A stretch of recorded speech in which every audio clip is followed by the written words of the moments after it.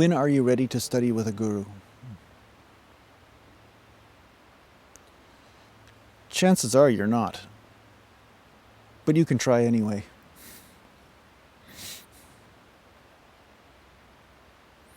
There's really no such thing as studying with a guru. Studying with a guru means that there is an exchange of information.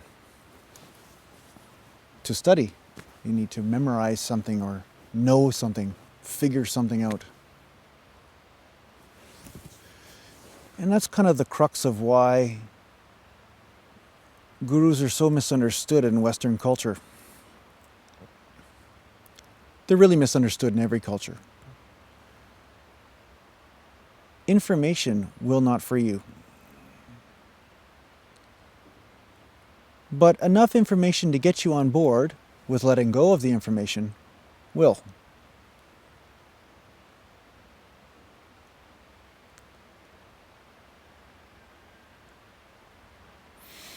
So when are you really ready?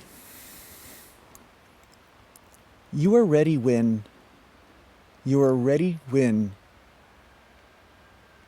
it is time for you to let go of your ideas about who you are, who you should be, what life is. You are ready when your pride is not your first priority, but love is. You are ready when you know that you don't know the truth and that someone will be able to guide you to it.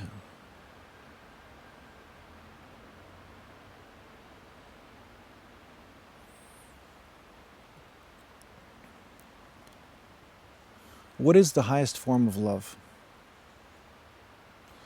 Many of us think that love is this emotional tear fest that goes on in the average movie or a picture of a puppy dog. And although that love is very valid and very nice, it is not unconditional. It is not always with you. When that puppy dies, that love turns to sorrow. See, that type of love has some attachment with it. It is still great. It is still great to have and to experience, but there are higher forms of love that are unconditional, that don't have the great highs and then the super low lows. There's the states of love when you realize that you are the love and that it's always existed inside you and that you are not dependent on any external circumstance in order to feel it. A guru gives you the opportunity to let go of this fixation on the external. A guru gives you the opportunity to understand that you do not have to be bound by external circumstances to create internal happiness.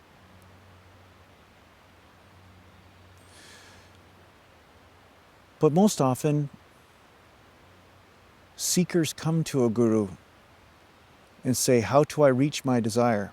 How do I reach this desire to achieve happiness? Instead of, let me have what you have.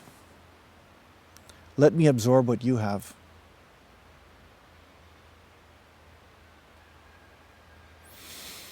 Many seekers come to a guru not as an empty slate.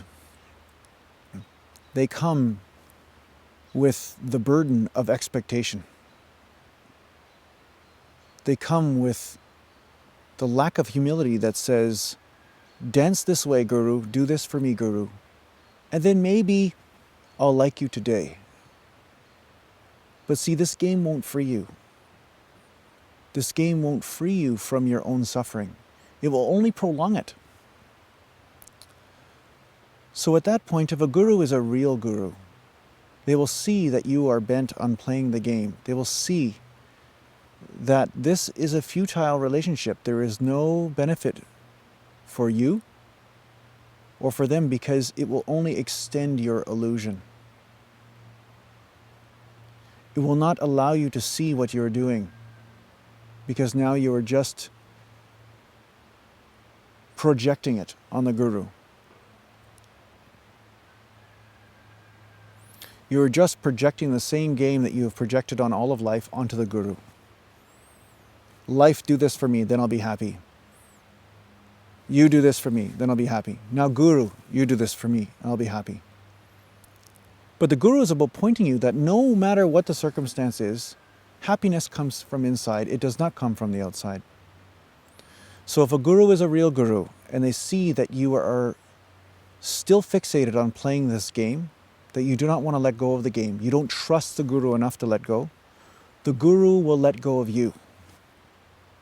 The guru will say, okay, go into the illusion and discover for yourself, because now you are no longer allowing the guru to teach you. You are trying to teach the guru. This is the way life is. That doesn't work. The guru doesn't need teaching. The guru is already happy the way he or she is.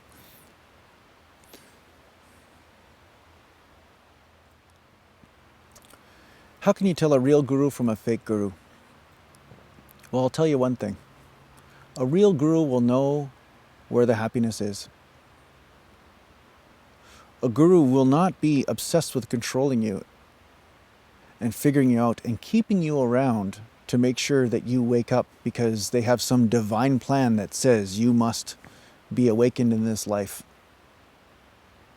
A true guru will say, okay, it's not your time, move on. And then they will turn their attention to someone that is receptive. A river can only flow where it can flow. It does not try to flow backwards. It does not try to flow up the embankment. The river flows over the waterfall. The students that work with this energy will be put into bliss, excitement, happiness, into experiences that are beyond what I can explain. But if you think that you can tell the guru how things should be, even though you are suffering, you are not ready for a guru.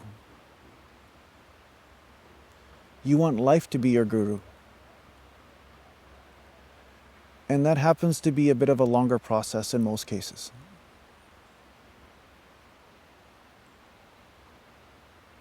There's nothing wrong with it.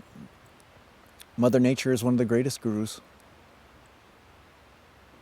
But because of the density of matter and time and space, it takes longer sometimes for the lessons to come around. And it takes longer for you to understand the context of what has happened. It's like throwing a boomerang. And the boomerang just comes right back to you and you catch it. Imagine throwing a boomerang that has to travel all the way around the universe before it gets back to you.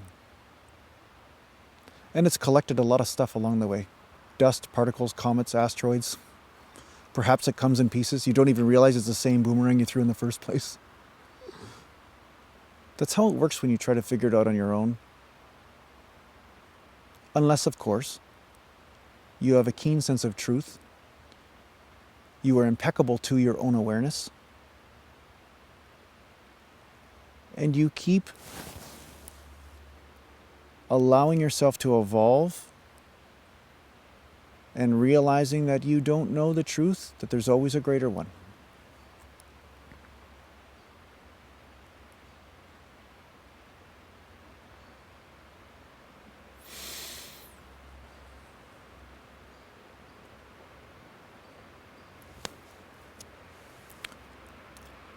Conflict only comes up between you and the guru when you resist what the guru has to offer. And you wish to protect your status quo. This can happen just in a meditation. It doesn't have to happen through conversation. The radiation of truth will be in direct contradiction to the way you have imposed restrictions on life.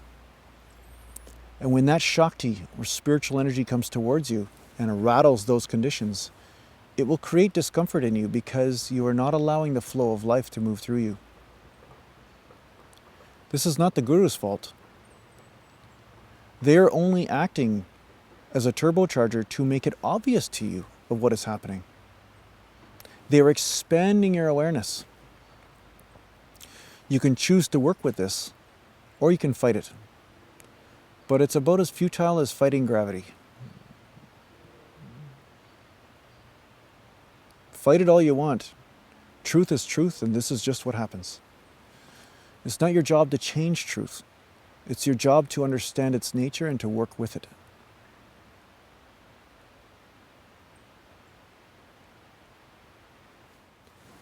I'm not sure if this video will help any of you.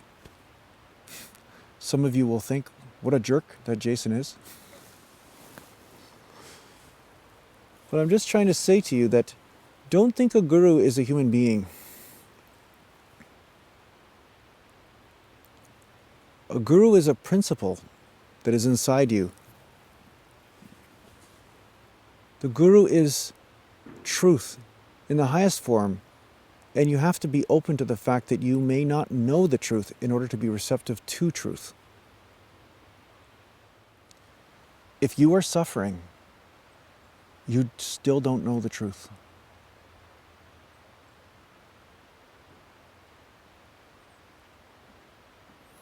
The question is, have you suffered enough to be open to it?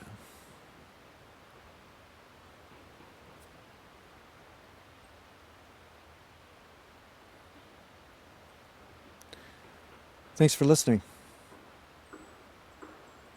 I'm sure that I may see you at some meditation soon and you'll ask me a bunch of questions about abuse of power and all these things.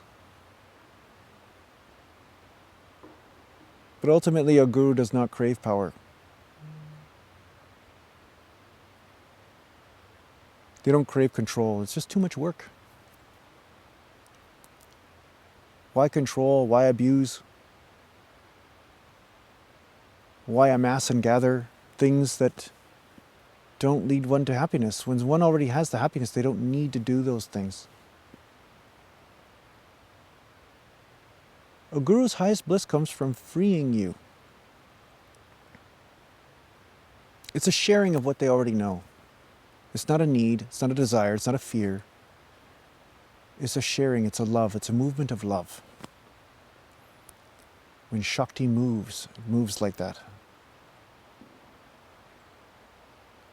So I'm not trying to impose an idealism. Do what you want.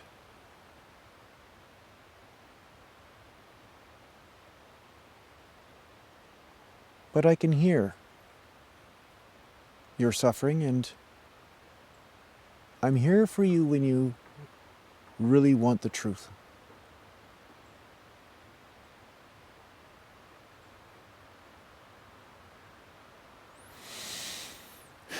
Thanks for listening. I'll see you soon.